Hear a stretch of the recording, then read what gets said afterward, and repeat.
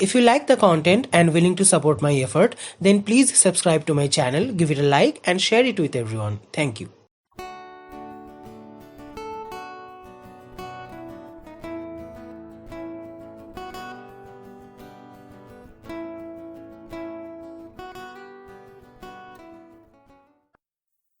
Hello everyone. In this video, we are going to talk about the opening strategies. As beginners, we always get confused about how to start a game, what should be our initial priorities, and what are the factors we need to consider, and what should be our first few moves overall. Even the grandmasters and theoreticians always agree on one thing, that studying openings is not that much easy. However, so as beginners, we need to know about some things so that we can at least start a game against our opponent. So there is a set of rules which you can follow while you are starting a game, which is known as 3 golden rules.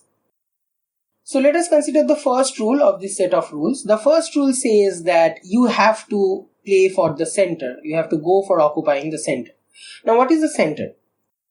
The center of the board is actually these 4 squares: E4, E5, D4 and D5. This is equivalent to a high ground in a real life battlefield. There is a term called high ground advantage. So this is actually, in chess, this is actually occupying the center.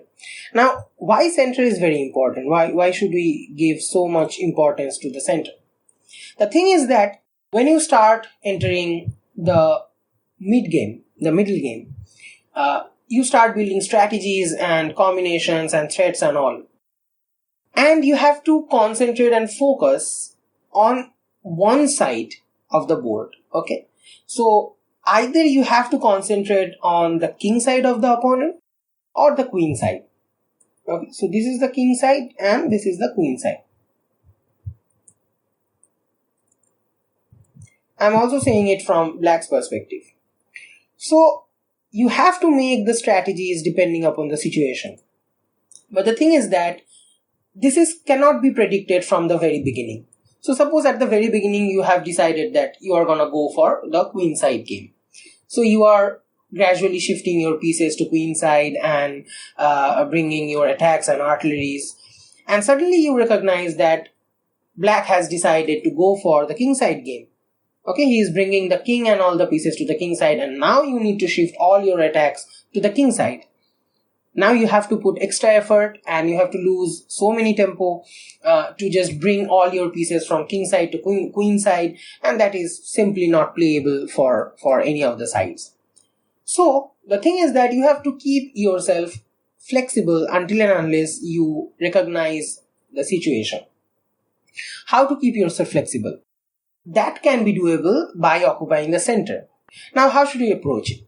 Say white just starts the game with A4. Now, is it a good move? Is A4 is one of the central squares? No. Is the square it is defending, the B5 square, one of the central squares? Not at all. So A4 is certainly and evidently is not a good choice of opening the game. What about D4? So D4 is one of the central squares, and the square E5, which D4 pawn is defending, is also one of the central squares. So by D4, white has achieved a lot. Let us consider E4. What about E4? Okay, E4 is also one of the central squares, and also the square it is defending, the D5, is at the same time is one of the central squares. Evidently, E4 and D4 are one of the great choices for white. Say we are considering E4. So for black, what should be the case? What should be the priorities and opening moves? He can go for E5 as a reply of E4.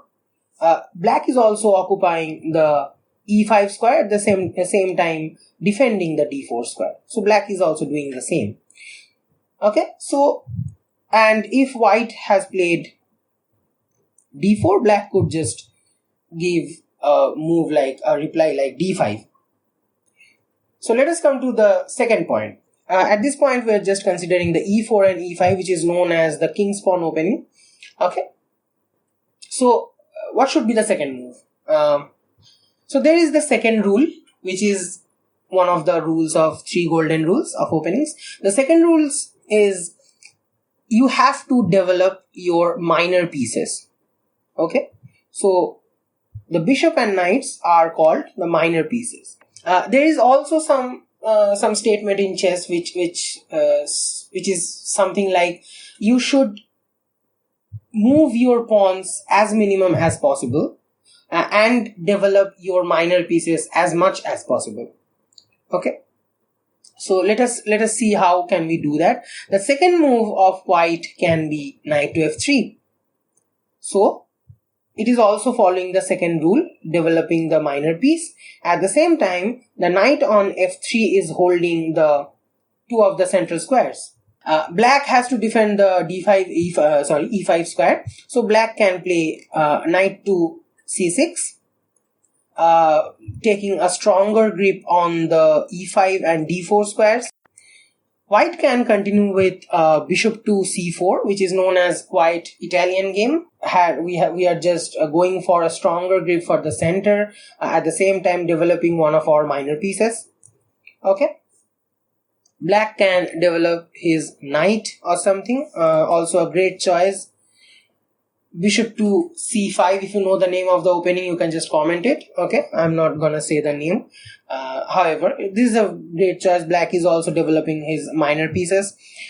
Say d3, a very good choice for white, opening up the c1 h6 diagonal, right?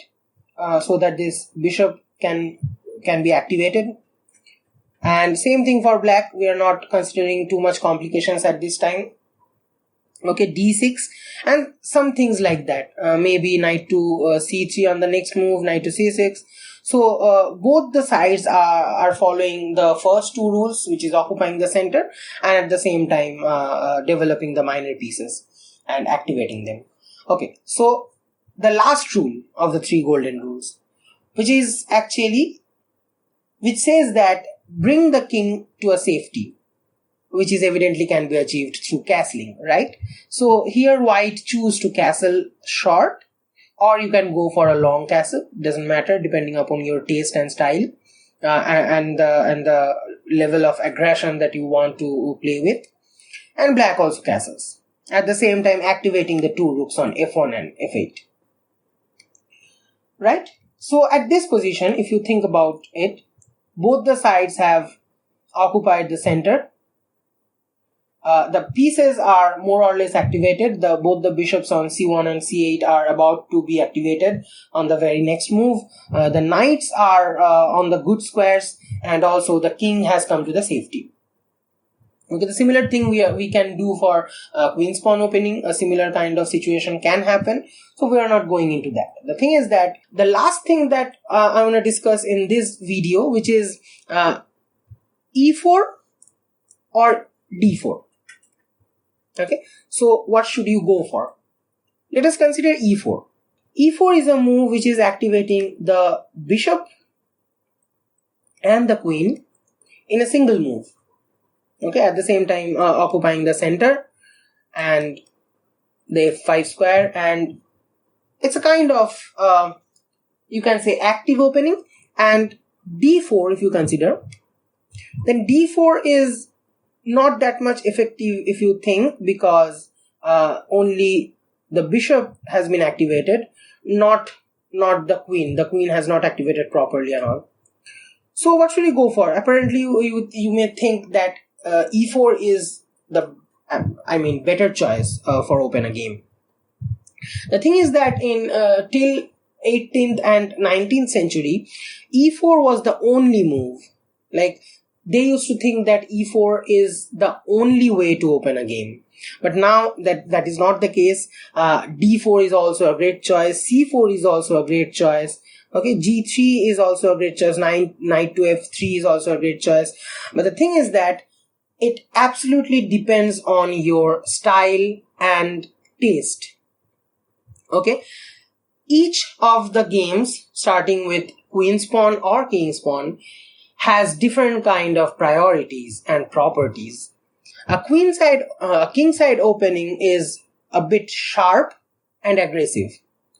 You have to be very much precise in order to continue. Any kind of mistake from any side can lead to a great difference in the end results. Okay, see, king side opening, king pawn opening is very much sharp. Whereas a queen side opening is it's not slow, obviously. It's a kind of delicate, I would say. It takes a little bit of time to activate your pieces and start the aggression or start the game, like start attacking. Okay, I would say that if you recognize that you are good with attacking, you should always go for e4, e5, because this game is very much aggressive. And if you like defense, then I think it's very much desirable for you to start with d4, d5. So this is actually the very little concept of opening that you can follow. The possibilities are infinite and the sky is the limit. You can always, there are so many possibilities like d4, knight to f6, which is known as Indian defense, and there is English opening like c4, and Sicilian, which starts with e5, e4, c5.